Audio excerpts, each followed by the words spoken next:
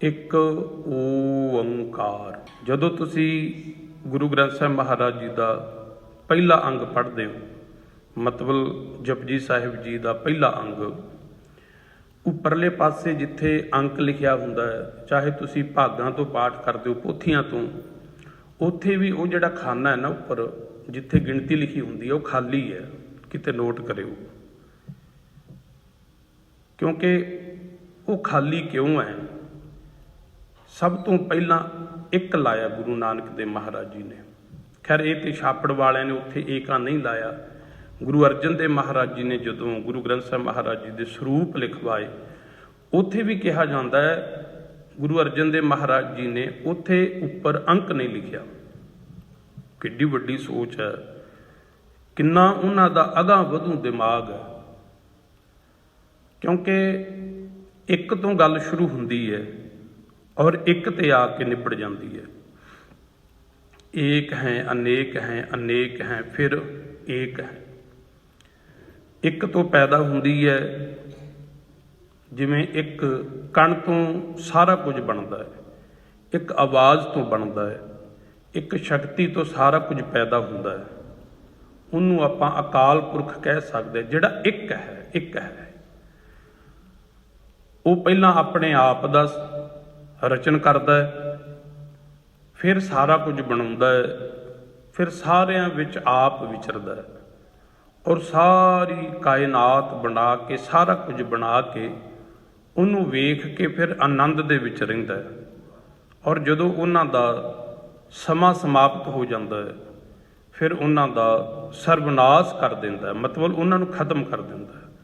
ਫਿਰ ਦੁਬਾਰਾ ਤੋਂ ਉਹ ਚੀਜ਼ਾਂ ਦੀ ਸ਼ੁਰੂਆਤ ਹੁੰਦੀ ਹੈ। ਵਿਗਿਆਨ ਕਹਿੰਦੀ ਹੈ, ਸਾਇੰਸ ਕਹਿੰਦੀ ਹੈ ਕਿ ਜਿੰਨਾ ਵੀ ਬ੍ਰਹਿਮੰਡ ਹੈ, ਬ੍ਰਹਿਮੰਡ ਜੋ ਵੀ ਹੈ, ਜਿੱਥੋਂ ਤੱਕ ਇਨਸਾਨ ਦੀ ਅਜੇ ਤੱਕ ਪਹੁੰਚ ਹੋਈ ਹੈ, ਵੇਖ ਸਕਦਾ ਹੈ ਜਾਂ ਅਨੁਮਾਨ ਲਗਾ ਸਕਦਾ ਹੈ, ਉਹ ਇਹ ਕਹਿੰਦੇ ਸਾਰਾ ਬ੍ਰਹਿਮੰਡ ਗਣਿਤ ਤੇ ਬਿਲਕੁਲ ਸਹੀ ਖੜਾ ਹੈ। ਮੈਥਮੈਟਿਕਸ ਬਿਲਕੁਲ ਰੂਲ ਉੱਤੇ ਫੋਲੋ ਹੁੰਦੇ ਨੇ। ਮਤਲਬ ਇੱਕ ਇੰਚ ਮਾਤਰ ਵੀ ਕੋਈ ਗ੍ਰਹਿ ਆਪਣੀ ਜਗ੍ਹਾ ਤੋਂ ਆਪਣੀ ਮਰਜ਼ੀ ਦੇ ਨਾਲ ਹਿਲਦਾ ਨਹੀਂ। ਭਾਵੇਂ ਸੂਰਜ ਹੈ, ਚੰਦਰਮਾ ਹੈ, ਇਹ ਤੇ ਖੈਰ ਸਾਡੀ ਧਰਤੀ ਦੇ ਨਾਲ ਸੰਬੰਧਿਤ ਨੇ। ਹਜ਼ਾਰਾਂ ਹੀ, ਕਰੋੜਾਂ ਹੀ ਧਰਤੀਆਂ ਨੇ, ਕਰੋੜਾਂ ਹੀ। ਔਰ ਸੂਰਜ ਜਿਹਦੇ ਵਿੱਚ ਹਜ਼ਾਰਾਂ ਧਰਤੀਆਂ ਸਮਾ ਸਕਦੀਆਂ ਨੇ, ਇੰਨਾ ਵੱਡਾ ਸੂਰਜ ਹੈ। ਔਰ ਵਿਗਿਆਨ ਕਹਿੰਦੀ ਹੈ, ਕਿਉਂਕਿ ਕਈ ਵਾਰੀ ਨਾ ਜਿਹੜੇ ਥੋੜ੍ਹਾ ਜਿਹਾ ਪੜ੍ਹ ਜਾਂਦੇ ਆ ਲੋਕ, ਉਹ ਫਿਰ ਰੱਬ ਨੂੰ ਟੱਬ ਦੱਸਣ ਲੱਗ ਜਾਂਦੇ ਆ। ਤਾਂ ਕਰਕੇ ਨਾਲ ਨਾਲ ਥੋੜ੍ਹੀ ਜਿਹੀ ਉਹ ਵੀ ਵਿਚਾਰ ਆਪਾਂ ਲੈ ਕੇ ਚੱਲਦੇ ਹਾਂ। ਇਹ ਸਾਇੰਸ ਅੱਜ ਕਹਿੰਦੀ ਹੈ, ਕਹਿੰਦੇ ਸੂਰਜ ਪਤਾ ਨਹੀਂ ਕਿੰਨੇ ਕੁ ਹੋ ਸਕਦੇ ਆ, ਕਿੰਨੇ ਕੁ ਹੋ ਸਕਦੇ ਆ। ਇੱਕ ਸੂਰਜ ਦੇ ਵਿੱਚ ਹਜ਼ਾਰਾਂ ਧਰਤੀਆਂ ਸਮਾ ਸਕਦੀਆਂ ਨੇ, ਹਜ਼ਾਰਾਂ ਹੀ ਚੰਦਰਮਾ ਸਮਾ ਸਕਦੇ ਨੇ।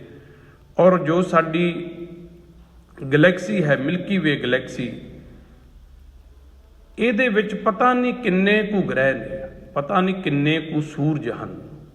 ਔਰ ਇਸ ਤੋਂ ਬਾਹਰ ਪਤਾ ਨਹੀਂ ਕਿੰਨੀਆਂ ਕੁ ਗਲੈਕਸੀਆਂ ਨੇ, ਮਿਲਕੀ ਵੇ ਜਿਵੇਂ ਆਪਣੀ ਗਲੈਕਸੀ ਹੈ। ਇਸ ਤੋਂ ਬਾਹਰ ਵੀ ਪਤਾ ਨਹੀਂ ਕਿੰਨਾ ਕੁਝ ਹੈ, ਕਿੰਨਾ ਕੁਝ, ਹਜ਼ਾਰਾਂ ਦੀ ਤਾਦਾਦ ਦੇ ਵਿੱਚ। ਜੋ ਬ੍ਰਹਮੰਡੇ ਸੋਈ ਪਿੰਡੇ, ਜੋ ਖੋਜੈ ਸੋ ਪਾਵੈ। ਇਹ ਗੁਰਬਾਣੀ ਦੀ ਇੱਕ ਪੰਕਤੀ ਹੈ। ਕਹਿੰਦੇ ਜੋ ਬ੍ਰਹਮੰਡ ਦੇ ਵਿੱਚ ਹੈ ਉਹੀ ਤੇਰੇ ਸਰੀਰ ਦੇ ਵਿੱਚ ਹੈ। ਪਿੰਡੇ, ਜਿਹੜਾ ਖੋਜ ਲੈਂਦਾ ਉਹ ਪਾ ਲੈਂਦਾ। ਰੀਸੈਂਟਲੀ ਇੱਕ ਖੋਜ ਹੋਈ ਹੈ, ਕਹਿੰਦੇ ਹੋ ਸਕਦਾ ਹੈ ਜਿਹੜਾ ਬ੍ਰਹਿਮੰਡ ਹੈ, ਜਿਹਦਾ ਆਕਾਰ ਮਨੁੱਖ ਦੀ ਪਹੁੰਚ ਤੋਂ ਬਹੁਤ ਪਰੇ ਹੈ, ਸ਼ਾਇਦ ਇਹ ਕਿਸੇ ਬਹੁਤ ਵੱਡੇ ਜੀਵ ਦਾ ਦਿਮਾਗ ਹੋ ਸਕਦਾ ਹੈ। ਜਿਵੇਂ ਇੱਕ ਮਨੁੱਖ ਦਾ ਦਿਮਾਗ ਹੈ, ਮਨੁੱਖ ਦਾ ਸਰੀਰ ਹੈ, ਇੱਦਾਂ ਹੀ ਕਹਿੰਦੇ ਹੋ ਸਕਦਾ ਹੈ ਇਹ ਜਿੰਨਾ ਬ੍ਰਹਿਮੰਡ ਹੈ, ਇਹ ਵੀ ਇੱਕ ਕੋਈ ਵੱਡਾ ਸਰੀਰ ਹੋ ਸਕਦਾ, ਵੱਡਾ ਦਿਮਾਗ ਹੋ ਸਕਦਾ। ਕਿਉਂਕਿ ਜਿਵੇਂ ਸਰੀਰ ਫੰਕਸ਼ਨ ਕਰਦਾ ਹੈ, ਸਰੀਰ ਚੱਲਦਾ, ਬੰਦੇ ਦਾ ਦਿਮਾਗ ਕਿਰਿਆਵਾਂ ਕਰਦਾ ਹੈ, 1 ਮਿਲੀ ਸੈਕਿੰਡ ਤੋਂ ਵੀ ਘੱਟ ਬਹੁਤ ਸਮੇਂ ਦੀ ਛੋਟੀ ਤੋਂ ਛੋਟੀ ਇਕਾਈ ਦੇ ਵਿੱਚ ਸਾਡੀਆਂ ਅੱਖਾਂ ਵੇਖ ਕੇ ਉਹਦਾ ਰਿਜ਼ਲਟ ਕੱਢ ਦਿੰਦੀਆਂ ਨੇ। ਡਰਾਈਵਰ ਗੱਡੀ ਚਲਾਉਂਦਾ ਹੈ, ਮਿੰਟਾਂ ਸਕਿੰਟਾਂ ਦੇ ਵਿੱਚ, ਮਿੰਟ ਤੇ ਖੈਰ ਬਹੁਤ ਵੱਡੀ ਇਕਾਈ ਹੈ, ਬਿਲਕੁਲ ਥੋੜ੍ਹੇ ਜਿਹੇ ਸਮੇਂ ਦੇ ਵਿੱਚ ਕਿੰਨਾ ਦਿਮਾਗ ਸੋਚ ਕੇ ਫੈਸਲਾ ਲੈ ਲੈਂਦਾ। ਕੋਈ ਬੰਦਾ ਖੇਡ ਖੇਡਦਾ, ਮੰਨ ਲਓ ਕੋਈ ਕ੍ਰਿਕਟ ਖੇਡ ਰਿਹਾ, ਬੈਟਿੰਗ ਕਰ ਰਿਹਾ, ਅੱਗੋਂ ਬਾਲ ਆ ਰਹੀ ਹੈ, ਕਿੰਨੀ ਸਪੀਡ ਦੇ ਵਿੱਚ ਆਉਂਦੀ ਹੈ, ਕਿਵੇਂ ਦਿਮਾਗ ਕਿੱਥੋਂ ਕਿੱਥੋਂ ਜਾ ਕੇ ਕੀ ਕੀ ਕੰਮ ਕਰ ਜਾਂਦਾ ਹੈ। ਕਹਿੰਦੇ ਇੱਦਾਂ ਹੀ ਬ੍ਰਹਿਮੰਡ ਹੈ, ਬ੍ਰਹਿਮੰਡ ਹੈ। ਕਹਿੰਦੇ 1 ਅਰਬ ਸਾਲ, 1 ਲੱਖ ਸਾਲ ਲੱਗੇਗਾ ਜੇਕਰ ਅਸੀਂ ਆਪਣੀ ਗਲੈਕਸੀ ਦਾ ਚੱਕਰ ਲਾਈਏ, ਮਿਲਕੀ ਵੇ ਗਲੈਕਸੀ। ਔਰ ਬ੍ਰਹਿਮੰਡ ਦੀ ਜਿਹੜੀ ਮਨੁੱਖ ਕਹਿੰਦਾ ਸਪੀਡ ਦੀ ਦਰ ਹੈ, ਉਹ ਪ੍ਰਕਾਸ਼ ਗਤੀ ਦੇ ਨਾਲ ਚੱਲਦੇ ਆ। ਪ੍ਰਕਾਸ਼ ਗਤੀ 1 ਸਕਿੰਟ ਦੇ ਵਿੱਚ ਜਿਹੜੀ ਪ੍ਰਕਾਸ਼ ਗਤੀ ਹੈ ਉਹ 3 ਲੱਖ ਕਿਲੋਮੀਟਰ ਦੇ ਨਾਲ ਟਰੈਵਲ ਕਰਦੀ ਆ। ਵੀ 1 ਸਕਿੰਟ ਦੇ ਵਿੱਚ 3 ਲੱਖ ਕਿਲੋਮੀਟਰ ਯਾਤਰਾ ਕਰ ਜਾਂਦੀ ਹੈ ਪ੍ਰਕਾਸ਼, ਇੰਨੀ ਤੇਜ਼ੀ ਦੇ ਨਾਲ ਚੱਲਦਾ। ਜੇਕਰ ਇੰਨੀ ਤੇਜ਼ੀ ਦੇ ਨਾਲ ਅਸੀਂ ਚੱਲਾਂਗੇ 1 ਲੱਖ ਸਾਲ ਲੱਗੇਗਾ, ਹਿਸਾਬ ਲਾ ਲਓ। ਔਰ ਉਸ ਤੋਂ ਅੱਗੇ ਪਤਾ ਨਹੀਂ ਕੀ ਕੁਝ ਹੈ, ਕੀ ਕੁਝ ਹੈ। ਜਦੋਂ ਆਪਾਂ ਜਪਜੀ ਸਾਹਿਬ ਜੀ ਦੀ ਅੱਗੇ ਵਿਆਖਿਆ ਕਰਾਂਗੇ ਨਾ, ਉਹਦੇ ਵਿੱਚ ਪ੍ਰਿਥਵੀ ਦੇ ਸ੍ਰਿਸ਼ਟੀ ਦੇ ਬਾਰੇ ਵੀ ਗੁਰੂ ਨਾਨਕ ਦੇਵ ਮਹਾਰਾਜ ਜੀ ਨੇ ਬੜਾ ਖੋਲ ਕੇ ਦੱਸਿਆ। ਹੁਣ ਇੱਥੇ ਗੱਲ ਹੁੰਦੀ ਹੈ ਇੱਕ ਦੀ, ਗੁਰੂ ਪਾਤਸ਼ਾਹ ਜੀ ਨੇ ਏਕਾ ਲਾ ਦਿੱਤਾ। ਇੱਕ ਅੱਗੇ ਹੈ ਊੜਾ, ਊੜੇ ਦਾ ਮੂੰਹ ਖੁੱਲਾ। ਆਮ ਜਦੋਂ ਆਪਾਂ ਲਿਖਦੇ ਆ ਨਾ, ਊੜੇ ਦਾ ਮੂੰਹ ਕੱਲਾ ਖੋਲ ਕੇ ਲਿਖ ਦਿੰਦੇ ਆ, ਇਹਦਾ ਖੋਲ ਕੇ ਇੱਕ ਉੱਪਰ ਦੀ ਆਕਾਰ ਜਾਂਦੀ ਹੈ, ਉਹਨੂੰ ਆਪਾਂ ਕੀ ਬੋਲਦੇ ਆ, ਇੱਕ ਓੰਕਾਰ। ਇੱਦਾਂ ਆਪਾਂ ਅਲਫਾਜ਼ ਬੋਲਦੇ ਆ। ਇੱਕ ਸੱਚੇ ਪਾਤਸ਼ਾਹ ਨੇ ਸ਼ੰਕਾ ਨਹੀਂ ਰੱਖਿਆ ਕਿ ਸ਼ਾਇਦ ਕਿਤੇ ਕੋਈ ਟਪਲਾ ਖਾ ਜਾਏ, ਜਾਂ ਜਿਹੜੇ ਧਰਮ ਗ੍ਰੰਥਾਂ ਦੀ ਵਿਆਖਿਆ ਕਰਨ ਵਾਲੇ ਲੋਕ ਨੇ ਉਹ ਸ਼ਾਇਦ ਕੋਈ ਦੁਬਿਧਾ ਦੇ ਵਿੱਚ ਕਿਸੇ ਨੂੰ ਪਾ ਸਕਦੇ ਆ। ਮਹਾਰਾਜ ਨੇ ਪਹਿਲਾਂ ਹੀ ਆਖ ਦਿੱਤਾ, ਇੱਕ ਓੰਕਾਰ, ਵਾਹਿਗੁਰੂ ਜੀ ਦਾ ਸਰਗੁਣ ਸਰੂਪ। ਕਹਿੰਦੇ ਉਹ ਵਾਹਿਗੁਰੂ ਪਰਮਾਤਮਾ ਇੱਕ ਹੈ, ਓੰਕਾਰ। ਊੜੇ ਦਾ ਮੂੰਹ ਖੁੱਲਾ ਥੱਲੇ ਨੂੰ ਹੁੰਦਾ, ਪਾਤਸ਼ਾਹ ਨੇ ਇੱਕ ਘੁੰਡੀ ਰੱਖ ਕੇ ਉੱਪਰ ਨੂੰ ਕਰ ਦਿੱਤਾ ਕਿ ਇਹ ਸੀਮਾ ਦੇ ਵਿੱਚ ਨਹੀਂ, ਅਸੀਮ ਹੈ, ਅਸੀਮ ਹੈ, ਜਿਹਦਾ ਆਪਾਂ ਕੋਈ ਅੰਤ ਨਾ ਪਾ ਸਕੀਏ। ਉਹਦੇ ਅੱਗੇ ਆਪਾਂ ਨਮਸਕਾਰ ਕਰਦੇ ਹਾਂ। ਆਪਾਂ ਕਹਿੰਦੇ ਹਾਂ ਬੇਅੰਤ, ਬੇਅੰਤਾ ਬੇਅੰਤ ਗੁਣ ਤੇਰੇ ਕੇਤਕ ਗਾਵਾਂ ਰਾਮ। ਵਾਹਿਗੁਰੂ ਤੇਰੇ ਗੁਣ ਹੀ ਬੇਅੰਤ ਨੇ, ਕਿੰਨੇ ਕੁ ਗਾ ਸਕਦਾ। ਮਤਲਬ ਇਸ ਤਰ੍ਹਾਂ ਗੁਰੂ ਨਾਨਕ ਦੇਵ ਮਹਾਰਾਜ ਜੀ ਨੇ ਉਸ ਵਾਹਿਗੁਰੂ ਪਰਮਾਤਮਾ ਦੀ ਉਸਤਤੀ ਕੀਤੀ ਹੈ, ਉਹਦੀ ਹੋਂਦ ਨੂੰ ਸਥਾਪਿਤ ਕੀਤਾ। ਇੱਕ ਓੰਕਾਰ, ਹਿੰਦੂ ਮਤ ਦੇ ਵਿੱਚ ਓੰ ਸ਼ਬਦ ਆਉਂਦਾ। ਗੁਰੂ ਨਾਨਕ ਦੇਵ ਮਹਾਰਾਜ ਜੀ ਨੇ ਏਕਾ ਲਾ ਦਿੱਤਾ, ਕਿਉਂਕਿ ਉਹ ਆਕਾਰ, ਉਹਦਾ ਜਿਹੜਾ ਉਚਾਰਨ ਹੈ ਉਹ ਕਿਤੇ ਨਾ ਕਿਤੇ ਸੀਮ ਹੈ। ਮਤਲਬ ਜਿਵੇਂ ਕੋਈ ਚੀਜ਼ ਸਾਡੇ ਅੱਗੇ ਪਈ ਹੋਵੇ, ਉਹਦੇ ਰਿਜ਼ਲਟ ਤੱਕ ਨਹੀਂ ਪਹੁੰਚ ਸਕਦੇ। ਇੱਥੇ ਗੁਰੂ ਜੀ ਕਹਿੰਦੇ ਨੇ ਜੋ ਮਰਜ਼ੀ ਵਿਆਖਿਆ ਕਰੀ ਚੱਲੋ, ਪਰ ਆਖਰਕਾਰ ਉਹ ਕਰਨਹਾਰ, ਸ੍ਰਿਸ਼ਟੀ ਦਾ ਮਾਲਕ, ਉਹ ਸਰਬ ਸ਼ਕਤੀ, ਜੋ ਵੀ ਆਪਾਂ ਉਹਨੂੰ ਨਾਮ ਦਈਏ, ਉਹ ਇੱਕੋ ਹੈ। ਉਹਦੇ ਵਿੱਚੋਂ ਹੀ ਸਾਰਾ ਕੁਝ ਅੱਗੇ ਚੱਲਦਾ ਹੈ। 13.5 ਅਰਬ ਸਾਲ ਪਹਿਲਾਂ ਮੰਨਿਆ ਜਾਂਦਾ ਕਿ ਸਾਰੇ ਬ੍ਰਹਿਮੰਡ ਦਾ ਸ਼ੁਰੂਆਤ ਹੋਈ ਸੀ, ਸਾਰੇ ਬ੍ਰਹਿਮੰਡ ਦੀ।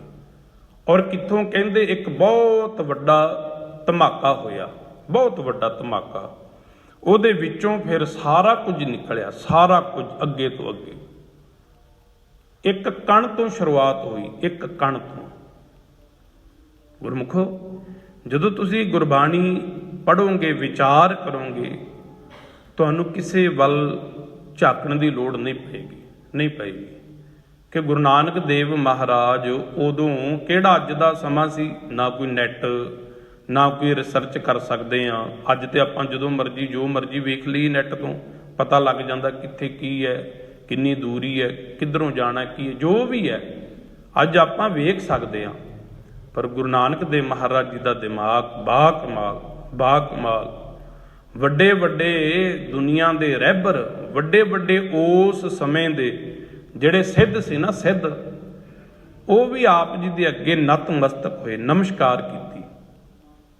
ਕਿਹਾ ਜਾਂਦਾ ਕਿ ਸਿੱਧਾਂ 'ਚ ਇੰਨੀ ਤਾਕਤ ਸੀ, ਇੰਨੀ ਉਹਨਾਂ ਨੇ ਭਗਤੀ ਕਰਕੇ ਰਿੱਧੀਆਂ ਸਿੱਧੀਆਂ ਪ੍ਰਾਪਤ ਕੀਤੀਆਂ ਹੋਈਆਂ ਸੀ, 1 ਮਿੰਟ ਦੇ ਵਿੱਚ ਬੱਚੇ ਬਣ ਜਾਂਦੇ ਸੀ, 1 ਮਿੰਟ ਦੇ ਵਿੱਚ ਹੀ ਬਜ਼ੁਰਗ ਬਣ ਜਾਂਦੇ ਸੀ।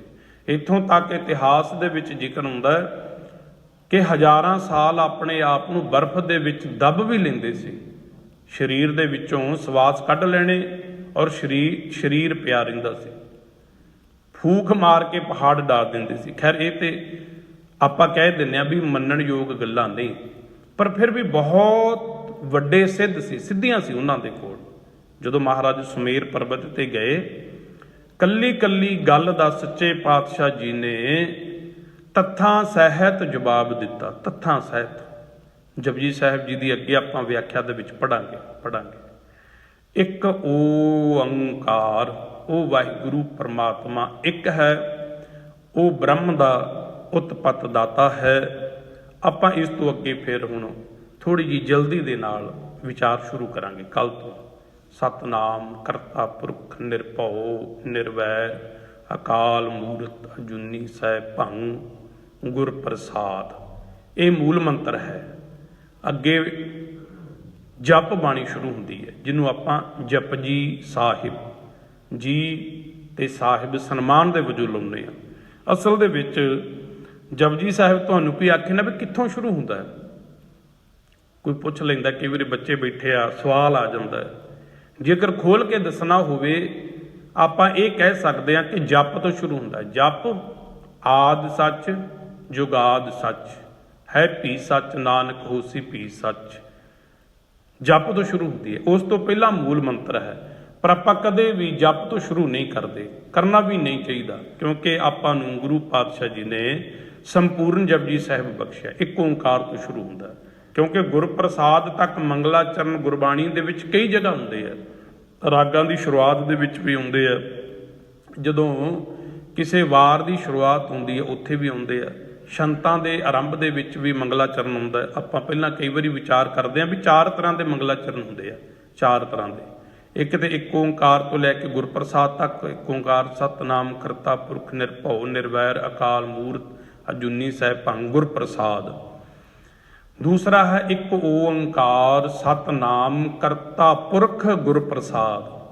ਤੀਜਾ ਹੈ ਇੱਕ ਓੰਕਾਰ ਸਤਨਾਮ ਗੁਰ ਪ੍ਰਸਾਦ। ਚੌਥਾ ਹੈ ਇੱਕ ਓੰਕਾਰ ਸਤਿਗੁਰ ਪ੍ਰਸਾਦ, ਜਿਹੜਾ ਕਿ ਗੁਰਬਾਣੀ ਦੇ ਵਿੱਚ ਸਭ ਤੋਂ ਵੱਧ ਵਾਰ ਆਇਆ।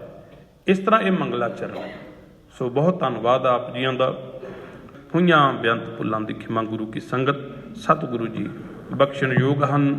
ਵਾਹਿਗੁਰੂ ਜੀ ਕਾ ਖਾਲਸਾ, ਵਾਹਿਗੁਰੂ ਜੀ ਕੀ ਫਤਿਹ।